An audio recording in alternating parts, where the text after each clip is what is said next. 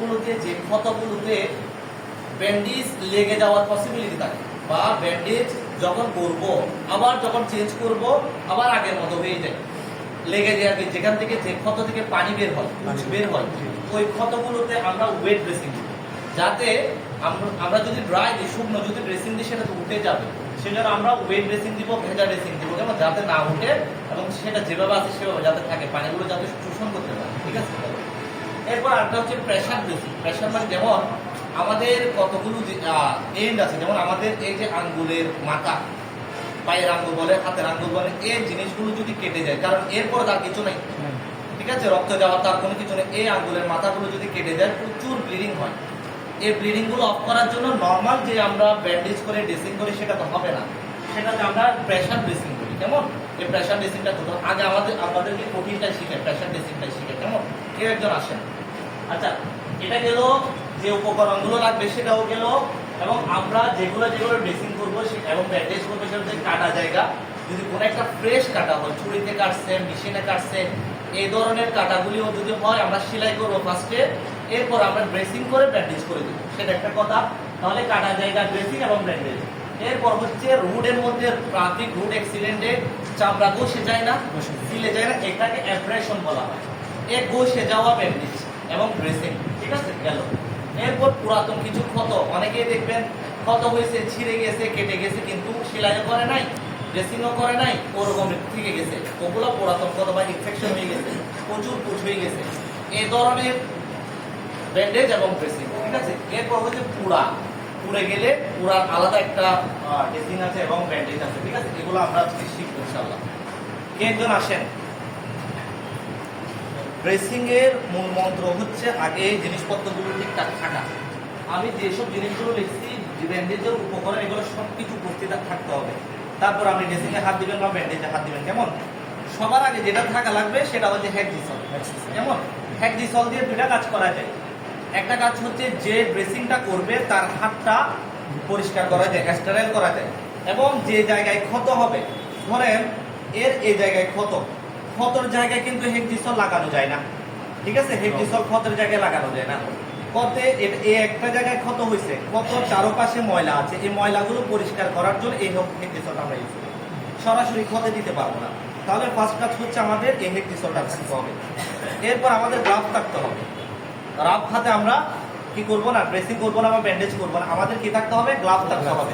এগুলা স্টেরাইল গ্লাভসও আছে অথবা ওয়ান টাইম গ্লাভসও আছে। যদি ছোটখাটো যদি ক্ষত হয় বা ছিঁড়া হয়, এগুলোর জন্য আমাদের তো স্টেরাইলের দরকার নাই, এরকম নর্মাল ওয়ান টাইম গ্লাভসগুলো আমরা বাজারে পাওয়া যায়, এগুলো নিব। তাহলে এগুলো পরার আগে আমরা কি করব, আগে হেক্সিসল দিয়ে হাতটাকে কি করে ফেলবো, রাফ করে ফেলবো, হাতে নিয়ে এই যে করে ফেললাম। কেমন আঙ্গুলের ফাঁকেও দিতে হবে, ঠিক আছে, হাতের পামে, ডরসাল পার্টে এবং আঙ্গুলে। তাহলে সিস্টেম কি, আগে হাতের তালুতে নিব, এটাকে পাম বলা হয়, এই পামে নিব, নেওয়ার পরে রাব করব, এরপর ডরসাল পার্টে দিব হাতের উপরের অংশে, এরপর আঙ্গুলের ফাঁকে দিব। কেমন দেওয়ার পর আমরা গ্লাভসগুলো পরবো। কেমন এই যে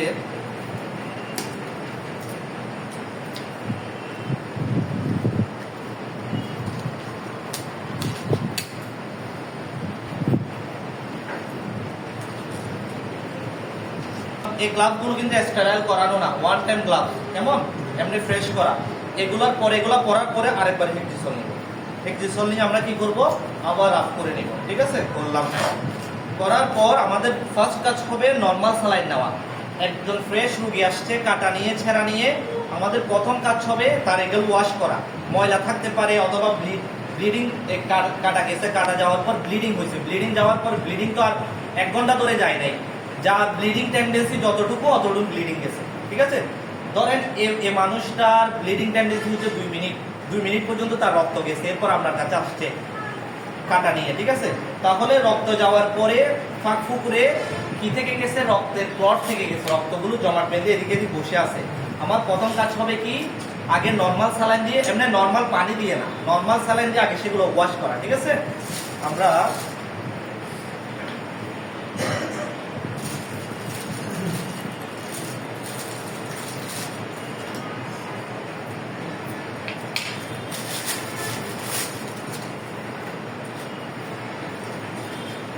নর্মাল স্যালাইনের বোতল নিলাম, এরপর ডিপিএস নিব, একটা সিরিঞ্জ নিব, যে কোনো একটা সিসি নিতে পারেন, কত বড় বড় ডিপিএস। যেমন আমি লিখছি এখানে 3cc 5cc 10cc সব ধরনের পাওয়া যায়। কেমন, আমি এর জন্য একটা নিলাম, যে কোনো একটা নিলাম,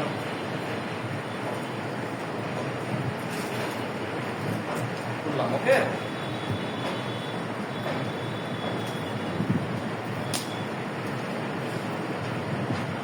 তাহলে ফার্স্ট কাজ হবে আমার কি, নরমাল স্যালাইন নেওয়া। সবার আগে মাথায় আসতে হবে কি, নরমাল স্যালাইন। নরমাল স্যালাইনে আমরা কি করব, যে ওয়াশ করব, কত জায়গাটা ওয়াশ করব।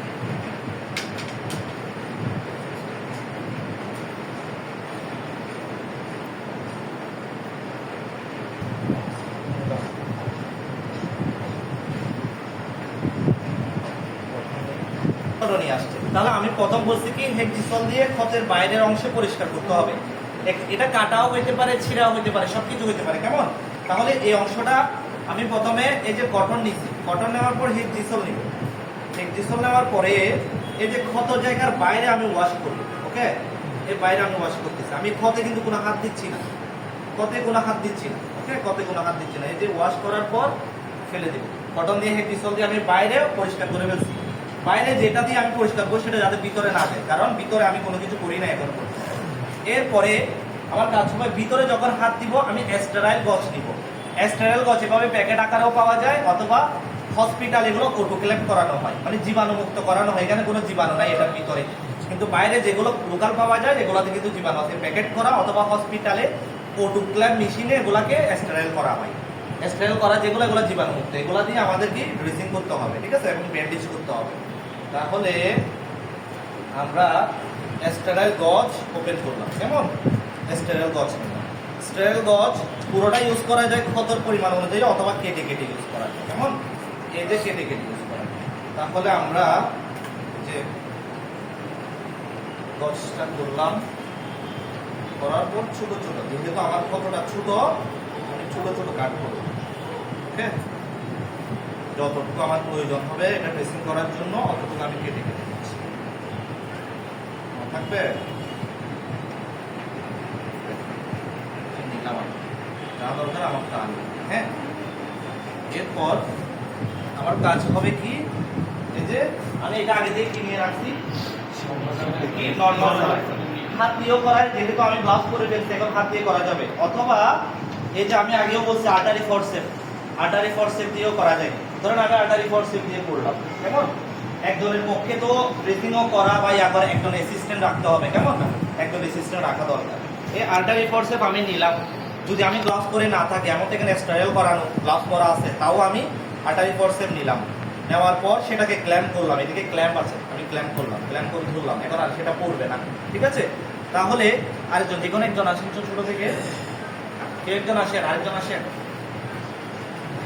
আরেকজন আসেন। হ্যাঁ, ভেরি গুড, আমি এদিকে থাকি। হ্যাঁ, এখানে এই যে আমি একজনে যিনি ড্রেসিং করবে, তিনি তো ড্রেসিং করবে, আরেকজনকে আপনি বলবেন যে কি, এই যে এটা ওয়াশ করার জন্য এখানে কি দেন, নরমাল স্যালাইন দেন। হ্যাঁ, দেন, আমি ওয়াশ করলাম এভাবে, একবার অ্যান্টি এই ক্লকওয়াইজ আর একবার অ্যান্টি ক্লকওয়াইজ, একবার ঘড়ির কাঁটার দিকে, একবার ঘড়ির কাঁটার বিপরীত দিকে আমি এটা ওয়াশ করলাম। দেন দেন, দিতে থাকেন, দিতে থাকেন। এই ওয়াশ করা একবার হয়ে গেছে। কেমন, ধরুন একবার হয়ে গেছে, আবার করলাম, আমি আবার করে ওয়াশ করলাম। এবার বলবেন যে বায়োডিন সলিউশন নেওয়ার, এবার বায়োডিন সলিউশন, এখন ওয়াশ করে ফেলছি না, ওয়াশ করার পরে আরেকবার ওয়াশ দিব বায়োডিন সলিউশন দিয়ে। বায়োডিন সলিউশনটা নেন, বায়োডিন সলিউশন। হ্যাঁ, এটা হচ্ছে জীবাণুমুক্ত করা, ঠিক আছে। হ্যাঁ, এবার একটু বায়োডিন সলিউশন দেন। হ্যাঁ, এই নিচে, হ্যাঁ, কত ব্যাস ব্যাস, এবার সলিউশন দিলাম। এখানে আমার এখন হাত দেওয়ার দরকার নেই। যদি সেলাই করতে হয় সেলাই করে দিব এখন, যদি সেলাই করতে না হয়, যদি অ্যাব্রেশন হয়, এটা যদি রুটে ঘর্ষণের ফলে চামড়াটা উঠে গেছে এরকম হয়, ড্রেসিং যেভাবে করছি ওভাবেই করে ফেলছি, করার পর এখন বেডে সেলাই করলে যদি কাটা হয়, সেলাই করে তার আগে ড্রেসিং করে তারপর সেলাই। আর যদি অ্যাব্রেশন হয়, কিন্তু সেলাইয়ের কোনো কাজ নাই, শুধু চামড়া ছিলে গেছে, চামড়া ছিলে গেলে তাহলে কি করবো আমরা, এটা এখন যেভাবে করছি, প্রথমে নর্মাল স্যালাইন, তারপর বায়োডিন যেভাবে করে ওয়াশ করে, এরপর আমাদের যদি অ্যাব্রেশন হয়, এখানে লাল হয়ে আছে একদম চামড়াটা চলে গিয়ে, তাহলে আমরা জিপসনের অথবা কি বললাম সুপ্রাটুলি, এরকম কতগুলো একদম এরকম জালি জালি আছে কতগুলো, জালিগুলো কেটে যতটুকু পরিমাণ অতটুকু ধরেন এতটুকু আমি লাগাবো।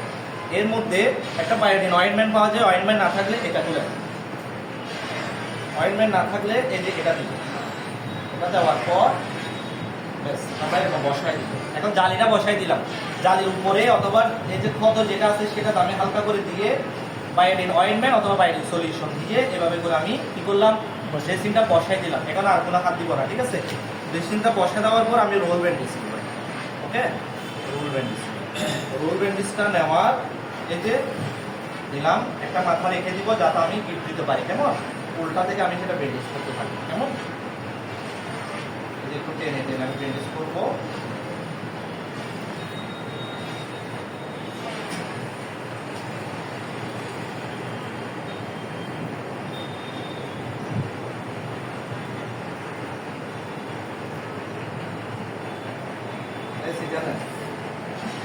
ওএসএস মেডিকেল ইনস্টিটিউট চট্টগ্রাম ফোল্ডে ডাক্তার প্রশিক্ষণ কেন্দ্র প্রশিক্ষণ চলতেছে। এরপর তাকে এটা শুকানোর জন্য অ্যান্টিবায়োটিক, ভিটামিন সি, গ্যাস্ট্রিকের ওষুধ, ব্যথার ওষুধ সব দিয়ে দিব। লিখে দেওয়ার পর ওনাকে বলবো যে যদি সম্ভব হয় প্রতিদিন একদিন পর একদিন ড্রেসিং করতে, অথবা 3 দিন পর ড্রেসিং করতে। উপর দিয়ে দিব কি এখানে যাতে পানি না বাঁধে, ঠিক আছে, এই জায়গায় যাতে পানি না বাঁধে, ওকে, ব্যান্ডেজ যাতে না ভিজাই। এবং 3 দিন পর আসতে বলবো, যদি উনি প্রতিদিন ড্রেসিং করতে না পারে 3 দিন পরে, ঠিক আছে।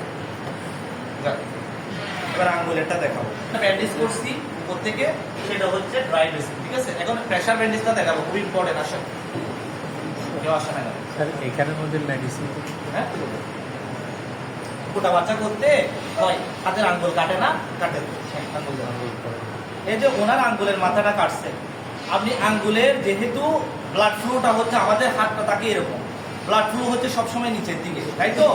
তা অ্যান্টি গ্র্যাভিটি তো যাবে না, ইয়ার মহাকাশের বিপরীত দিকে তো যাবে না, যারা সায়েন্সের স্টুডেন্ট আছে তাহলে নিচের দিকে।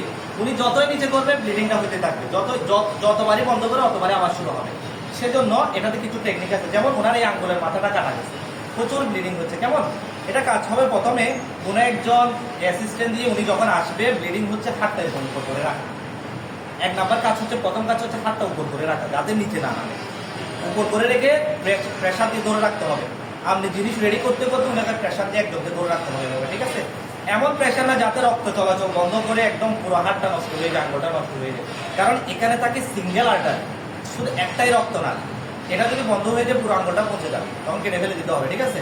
তাহলে হালকা করে প্রেশার দিয়ে উপর করে ধরে রাখতে বলবেন, ঠিক আছে। আপনি জিনিসপত্র রেডি করবেন। সিমিলারলি এখানে অনেক সময় সেলাই করতে হলে সেলাই করবেন আগে, সেলাই করার পরে এই যে নর্মাল স্যালাইন দিয়ে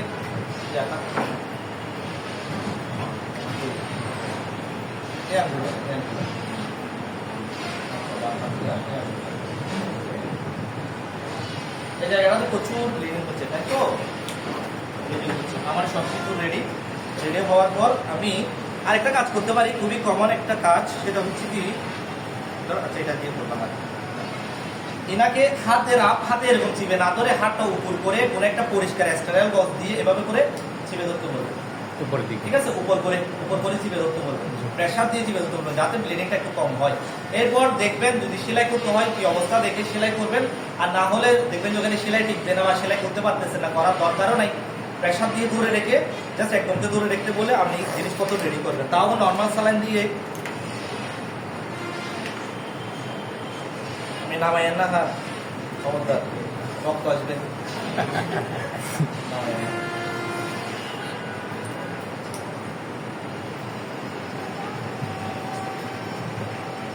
চট্টগ্রাম ফোল্ডে ডাক্তার প্রশিক্ষণ। এটাতে আমার এই যে আর্টারি দিয়ে ধরার দরকার নাই, যেহেতু গ্লাভস পরবো, এখানে স্পেসও ছোট, ঠিক আছে।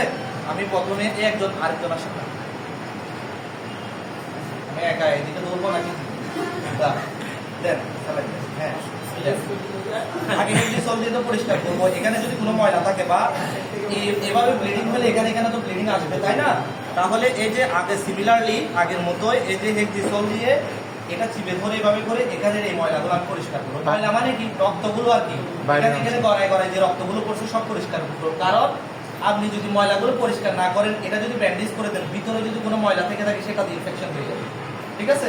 সেজন্য আগে এভাবে করে এটা প্রেস করে ধরে রেখে এখানে যে ময়লাগুলো আছে সবকিছু আমি ডিসলের এই যে কটন নিয়ে সবকিছু পরিষ্কার করে ফেলবো, পরিষ্কার করে এভাবে দেখবেন ধরে আছে, এরপর ওপেন করে এখানে আপনি দেন নর্মাল স্যালাইন দেন উপর থেকে আর উপর থেকে এই নর্মাল স্যালাইন দিয়ে আমি এরপরে বাইন্ডিং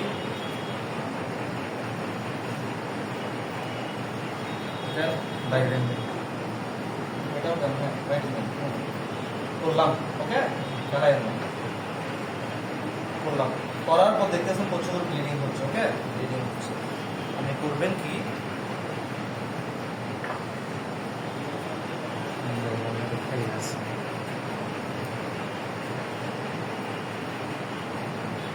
একটা স্টেরের গজ নেবেন,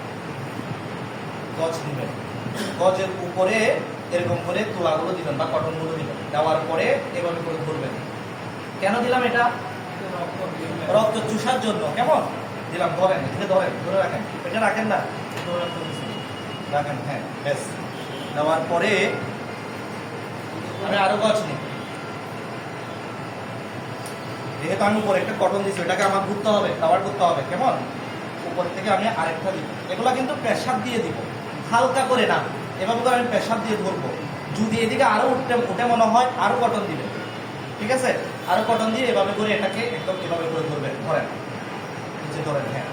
এরপরে আমি ব্যান্ডেজ নেব, রোল ব্যান্ডেজ নেব, ওকে? রোল ব্যান্ডেজ নিয়ে প্রথমে এভাবে করে দিব, ওকে? নিচের থেকে দিয়ে দিব, হ্যাঁ। এরপর এই ধরেন, নিচে ধরেন, আপনি নিচে আঙ্গুলটা ধরে রাখেন, এই দিলাম, কারণে হচ্ছে না, দিলাম, আবার দিলাম উপরে, এখন কাভার করার জন্য। কেমন? আবার দিলাম, এভাবে করে দিয়ে এভাবে করে ঘুরবো আমি, এটা প্রেসার হইতে হবে, এটা এভাবে করে প্রেসার হইতে হবে। কেমন? না হলে কিন্তু ব্লিডিং হবে, এটা লুজ সেলের মতন ব্লিডিং হবে, কারণ এখানে সিঙ্গেল ভেন থাকে সেই জন্য। এরপর আমি ধরেন, আঙুলটা ধরেন, এরপরে এই যে উপরের গুলো কিভাবে দিচ্ছে দেখছেন তো? হ্যাঁ,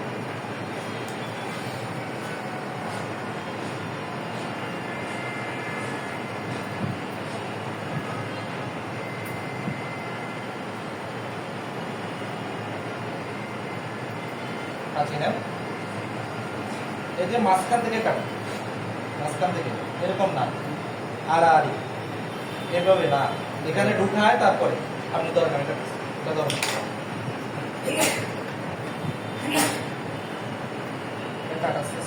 এইভাবে, বুঝছেন? কেন? গেট দেওয়ার জন্য। গেট দেওয়ার জন্য, ঠিক আছে? এভাবে রাখেন।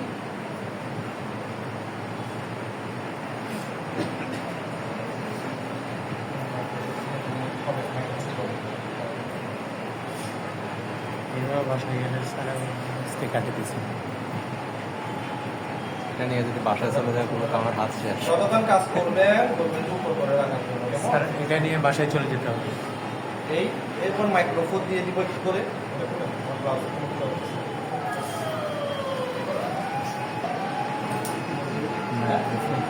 প্রেসার ব্যান্ডেজ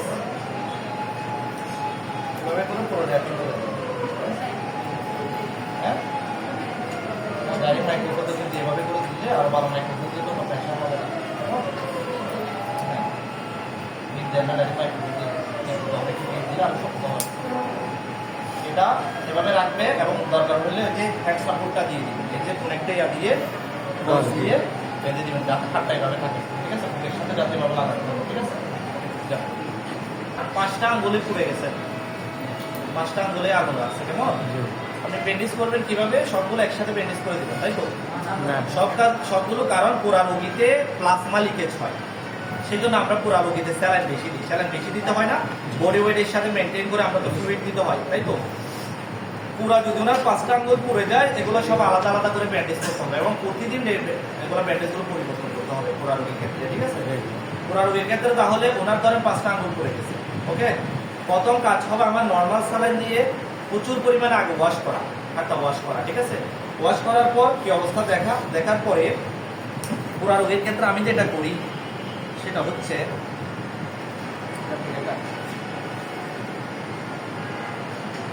এটা করি খুবই রেজাল্ট পাইছি।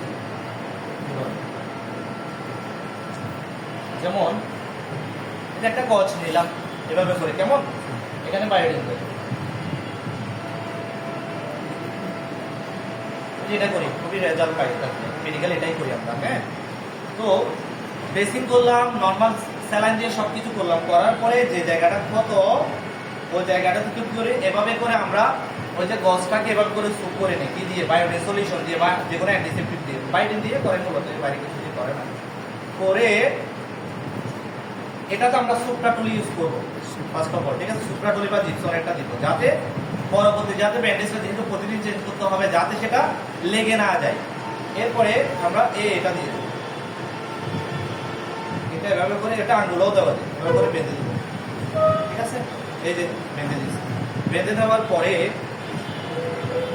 সুপ্রাটুলি তো আছে, ব্যান্ডেজ করে দেবো।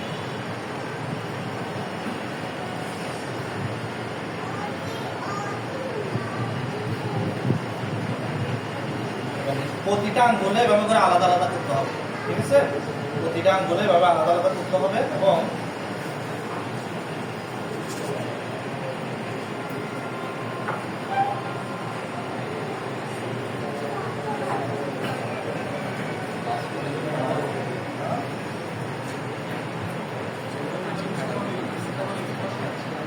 ড্রেসিং এর মধ্যে দেওয়ার দরকার নাই, যখন পুরা সামান্য আপনার ড্রেসিং করতে হবে না, বা এমনি ওয়াশ করে দিবেন, এরপর বার্নার ক্রিমটা লাগান, অথবা পুরাটা শুকায় আসছে, ইনফেকশনটা কমছে, পানির ভাবটা কমে গেছে, একটু শুকনা টাইপসে, তখন বার্নার ক্রিমটা দিবেন। বার্নার ক্রিম দেওয়ার দরকার নাই, বায়োডিন সলিউশন অথবা বায়োডিন অয়েন্টমেন্ট যেটা আছে সেটা দিয়ে সুপ্রাটলি দিয়ে, এবং আমি যেভাবে করছি ওভাবে করে দিলে এনাফ শুকায় যাবে তাড়াতাড়ি, খুব দ্রুত শুকাবে, ঠিক আছে? বার্নার ক্রিম এখানে দেওয়ার দরকার নেই, আর আগে তো সুপারডলে দিল, তারপর আগে সুপ্রাটলি, আগে কত পার্সেন্ট না 10% হোক আপনাকে প্র্যাকটিস করতে হবে, ড্রেসিং করতে হবে না, সরাসরি বার্নার ইউজ করা যাবে। সরাসরি বার্নার দিলে ওই যে প্রথম দিকের ধাক্কাটা সামলাতে পারবেন, এটা আর হবে না। বার্নার সেকেন্ডারির জন্য, প্রাইমারির জন্য না, প্রাইমারি দিলে আগে ড্রেসিং করতে হবে, প্র্যাকটিস করতে হবে তারপরে, ঠিক আছে? চট্টগ্রাম পল্লী ডাক্তার প্রশিক্ষণ কেন্দ্র OHS মেডিকেল ইনস্টিটিউটের প্র্যাকটিক্যাল ক্লাস। ড্রেসিং করার পদ্ধতি শেখানো হয়েছে, ব্যান্ডেজ করার পদ্ধতি শেখানো হয়েছে।